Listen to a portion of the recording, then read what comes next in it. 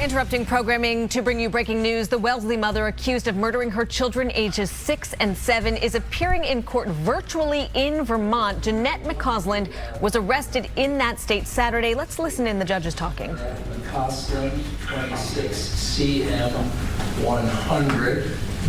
We have Ms. McCausland participating by video from the facility. We have her attorney, Attorney Rubin, appearing by WebEx. We have Attorney Bianchi representing the state by WebEx. We're here for an initial hearing on the state's fugitive petition. Attorney Bianchi, why don't I start out by swearing you in to your petition? So I'll ask you to stand and raise your right hand. You solemnly swear or affirm the information contained in your fugitive petition is true and accurate to the best of your knowledge? I do, Your Honor. Thank you. Attorney Rubin, we will proceed with the initial hearing.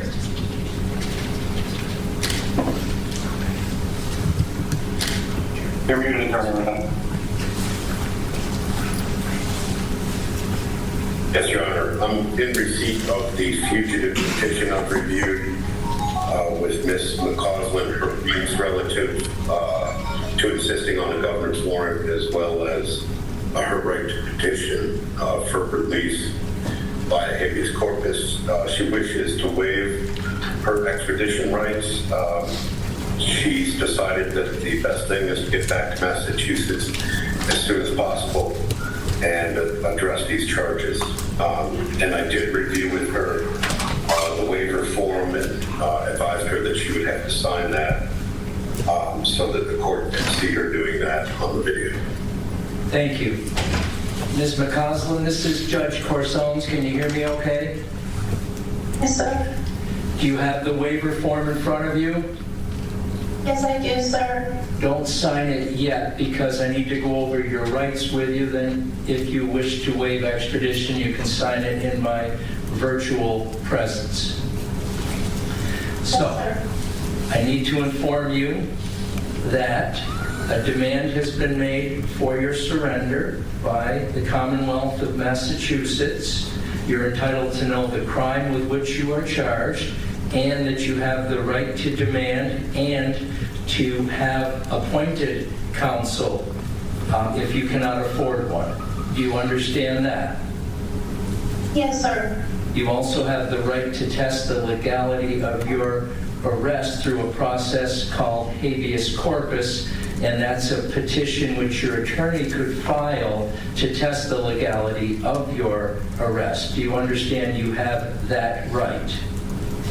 Yes, sir. And you can require that a demand for extradition be made, and a warrant for extradition cannot be granted unless the court finds, one, that you were present in the demanding state, in this case Massachusetts, at the time of the commission of the alleged crime, two, that you thereafter fled from that state and are now in this state, and three, that you are lawfully charged of having committed a crime under the laws of the demanding state, Massachusetts.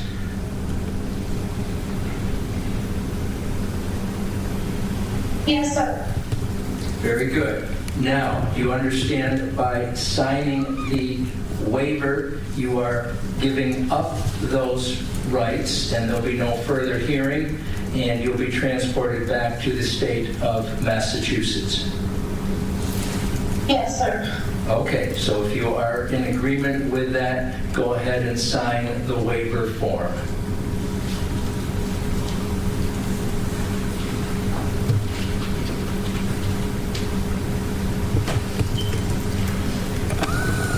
I'm the defendant, sir. Okay, I'll note that you did sign the waiver in my virtual presence. They will then send it over to me, and I will sign it as well. Attorney Bianchi, any further requests from the state? Your Honor, I see the defendant raise her hand, so court wants to address her first. Yes, Ms. McCausland. I just signed where it says defendant. That's correct. That's what I did. Okay, Thank you. thank you. Attorney Bianchi. Your Honor, I just asked the court set this for a status conference in 30 days to ensure that she's been picked up. Attorney Rubin. Judge, I know the state has 30 days, but this is a neighboring state. Norfolk County, Wellesley, probably a 3-hour ride. I prefer 2 weeks on the check. Any reason we can't do it in 2 weeks, Attorney Bianchi? Not aware of any reason, Your Honor. If something changes, I can always have it back before. Very good. Okay, court will set it for a further status conference on May 11th at 1 p.m. in the Bennington Criminal Division. Since the defendant has waived extradition, the court will hold her without bail at this time. Unless there's something further, that completes the hearing. Your Honor, one thing, when the court goes to set this for me, I am due to be out of town, so the central clerk's office will probably have me blocked as unavailable. I don't know if there's a way to override that. I can certainly get coverage for this. Yeah. We'll let the COM in Bennington know. Thank you. Thank you. All right, that concludes these proceedings. Thank you. We'll take a break. All right. So for the first time, they're appearing virtually in Rutland in Vermont in court. We are seeing 49-year-old Jeanette McCausland, the Wellesley mother, accused now of 2 counts of murder, of killing her 6- and 7-year-old children. She was cooperative during the hearing, and she agreed to waive her extradition rights, which means that she will be moved from where she's being held now, the Marble Valley Regional Correction Facility, to Massachusetts. She is being held without bail, and she will answer to those murder charges in Massachusetts.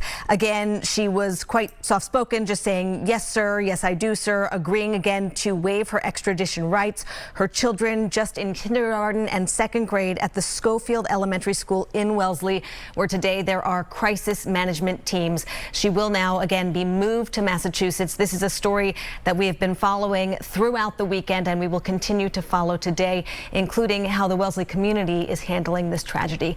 We now return you to regular programming.